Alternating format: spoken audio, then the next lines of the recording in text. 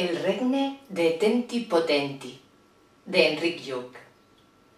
Hi havia una vegada un poble que es deia Senill, però això no és relevant, perquè podia haver passat a qualsevol altre poble, ja ho veureu. I a Senill l'alcalde s'havia fet molt vellet. Estava cansat, s'adormia. Va arribar un moment que va dir: jo ja he treballat prou, m'esborro d'alcalde i busqueu-ne un altre. Així que van convocar eleccions. Van convocar eleccions per a un diumenge. I aquell diumenge va fer un dia esplèndid. Així que uns van dir: total, és i que tots són igual, guanya qui guanya, i se'n van anar a la platja. Uns altres van dir: buf, vaya colla de galifardeus, és igual qui surti.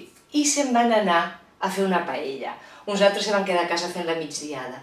Total, que a votar només va anar un, Tonet Arinyó. I va votar a Tonet Arinyó. Així que per la nit, quan van escrutar els vots a Senill, van acabar rapidíssim, amb el 100% dels vots escrutats, per unanimitat, havia guanyat Tonet Arinyó les eleccions d'alcalde. El que la gent del poble no sabia és que Tonet Arinyó, l'endemà mateix, va trobar que alcalde era poc per a ell. Poble feia de poble. Ell volia alguna de més categoria. Així que va decidir, de manera unilateral i irrevocable, que Senill deixava de ser un poble i passava a ser un regne. El regne de Tenti Potenti. En tot el que això comportava, de fronteres, d'ambaixadors, de banderes, d'himnes. La que va organitzar. La que va organitzar, si voleu saber-ho, hi ha moltes pàgines al llibre per a esbrinar-ho. Caldrà llegir-ho.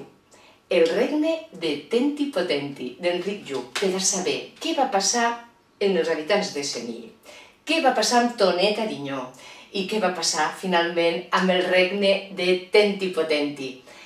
Esperem que us agrade. I si és així, deixeu-nos per aquí a baix algun comentari o bé al Facebook, al vostre gust. Fins aviat!